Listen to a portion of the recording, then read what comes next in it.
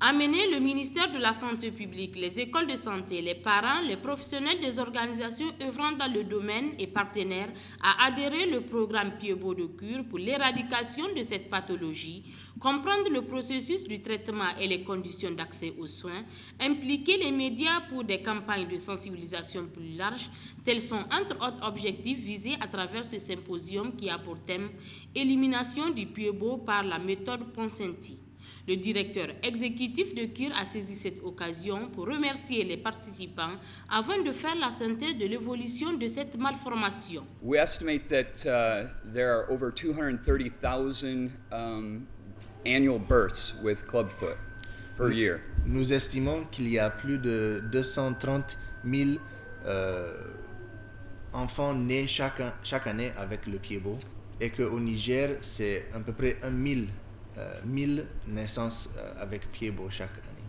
Chaque année, nous traitons dans le programme Piedbot près de 14 000 enfants et presque 8 000 de ces enfants sont traités, soignés en Afrique. Dans les 10 ans passés, nous avons traité 41 000 enfants en Afrique et plus de 65 000 dans tout le monde.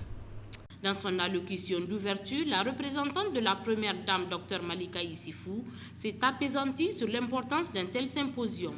La thématique que vous allez débattre courant de cette journée est non seulement importante, mais aussi indispensable, car les discussions que vous aurez vont permettre à chacun d'entre vous, en ce qui le concerne, une meilleure prise en charge de cette malformation. Les analyses que vous aurez à faire vont être un moyen très important permettant une élimination de cette pathologie. Cette action contribuera aussi sans nul doute à l'amélioration de la santé de manière générale, mais aussi et surtout celle de l'enfant. Le Piedbot peut être traité complètement et sa prise en charge est gratuite. Si l'enfant est pris en charge à temps, il peut retrouver l'usage de ses pieds à l'image de ses enfants qui profitent même pour pratiquer le sport.